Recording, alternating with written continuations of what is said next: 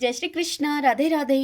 भगतजनों, आज के पावन दिन में आप सबके समक्ष आमल की एकादशी व्रत कथा प्रस्तुत कर रही हूँ। यदि यह कथा आपके लिए उपयोगी सिद्ध हो और आपको पसंद आए तो इस वीडियो को आप लाइक करें और कमेंट बॉक्स में जय श्री कृष्णा लिखिए। और यदि आप हमारे इस चैनल श्री कृष्ण दीवानी पर पहली बार आए हैं तो हमारे चैनल को आप सब्सक्राइब कीजिए ताकि आपको आने वाले सभी नए वीडियोस की नोटिफिकेशन सबसे पहले मिल सके। आइए अब हम आंवला एकादशी की व्रत कथा को सुनते हैं। सब बोलिए विष्णु भगवान की जय। ओम नमो भगवते वासुदेवाय। एक समय राजा युधिष्ठिर ने भगवान श्री कृष्ण से पूछा कि हे श्री कृष्ण, फागुन माह के शुक्ल पक्ष में आने वाली एकादशी का क्या नाम है और इसका महात्म्य बताने की आप कृपा कीजिए।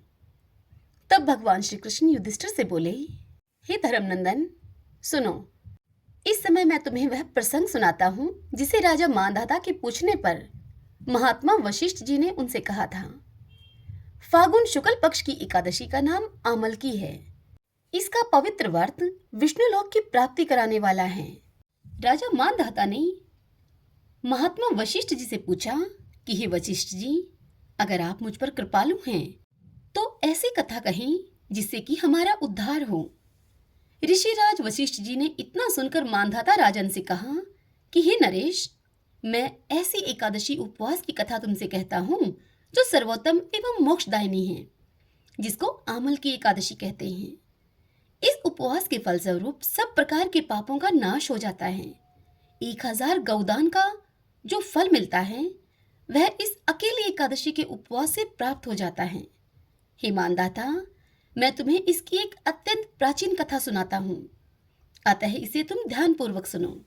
प्राचीन काल में वैदिक नाम का एक नगर था जहाँ पर चंद्रवंशी राजा चैत्ररथा का राज्य था। उसके शासन में चारों तरफ ब्राह्मण, वैश्य, क्षत्रिय और शूद्र सभी मिलजुल कर रहते थे। सर्वत्र शांति थी, जनता भी धर्मपरायण थी।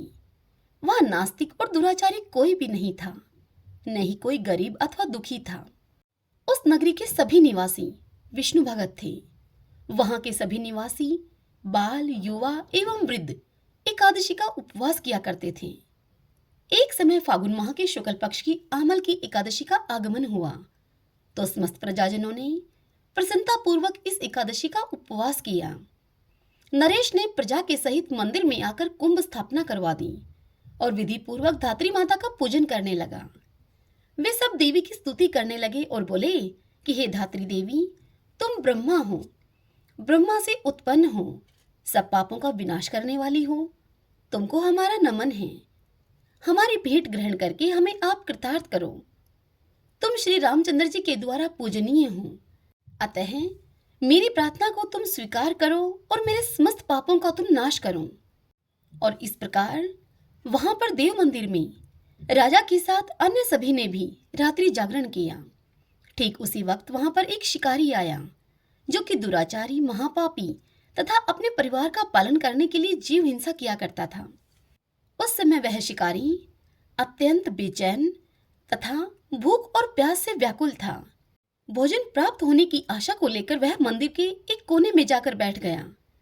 उसने भूख प्यास भूलकर वहां मंदिर में हो रहे विष्णु कथा और भजन कीर्तन सुनने में मगन होकर अपनी सारी रात्रि जाग कर बिता दी। प्रातःकाल होते ही जब सब अपने अपने घर को चले गए तो वह शिकारी भी अपने घर को चला गया और अपने घर जाकर उसने भोजन किया। कुछ समय के पश्चात ही उस शिकारी की मृत्यु हो गई और आमल की एकादशी में रात्रि जागरण और प्रभु भजन कीर्तन श्रवण करने के पुण्य प्रभाव से उसका जन्म एक राजा के यहाँ हुआ। उसका नाम वसुरथ रखा गया। बड़ा होने पर वह अपने पिता के राज्य का राजा बना। वह चतुरंगिनी सेना का भी प्रधान बनकर 10,000 ग्रामों पर शासन करने लगा। वह सूर्य के समान तेजस्वी, चंद्रमा के समान कांतिवान, धन धान्य से परिपूर्ण था। विष्णु भगवान की तरह वीर, गंभीर बना और पृथ्वी के समान क्षमाशील था। वह अत्यंत सत्यवादी, कर्मवीर और प्रभु भगत था। वह प्रतिदिन दान देता था और प्रजा का पुत्रवत पालन किया करता था। एक दिन नरेश जब जंगल में शिकार करने के लिए गया तो दैवयोग से वह रास्ता भूलकर इधर उधर भटकने लगा। अंत में थककर अशोक के वृक्ष के नीचे वह विश्राम अवस्था में निद्रा में लीन हो गया। उसी समय कुछ पहाड़ी डाकू वहां पर आ धमके। डाकुओं के सरदार ने जब राजा को निद्रा में लीन देखा तो वे सब मारो मारो बोलते हुए राजा पर सभी टूट पड़े।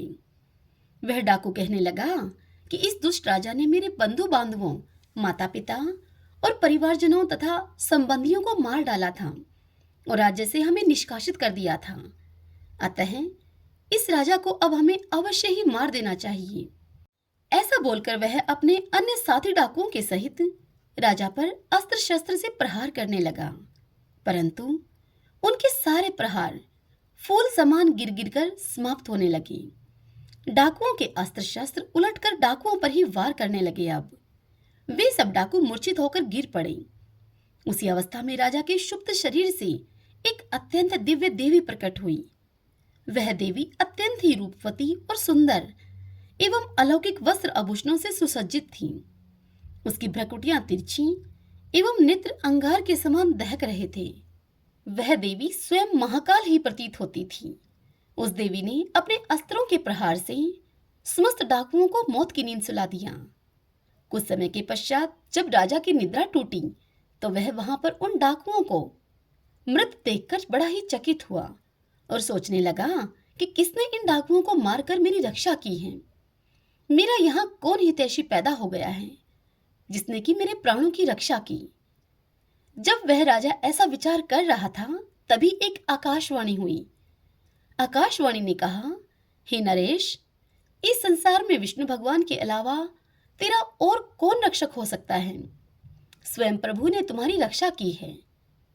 इस आकाशवाणी को सुनकर राजा प्रसन्नचित होकर अपने महल में वापस आकर सुखपूर्वक जीवन व्यतीत करने लगा और अपना राजकाज चलाने लगा। इतनी कथा सुनाते हुए ऋषिराज वशिष्ठ जी राजा मानधाता से कहते हैं कि हे नरेश, यह सब आमल की एकादशी के पुण्य प्रभाव से ही संभव हुआ है।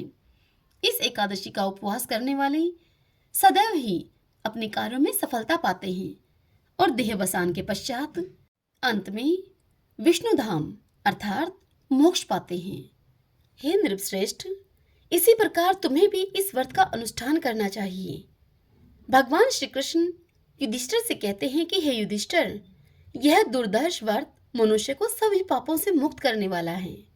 सभी बोलिए विष्णु भगवान की जय। ओम नमो भगवते वासुदेवाय। कथा पसंद आई हो तो कमेंट बॉक्स में ओम नमो भगवते वासुदेवाय लिखिए। जय श्री कृष्ण। राधे राधे।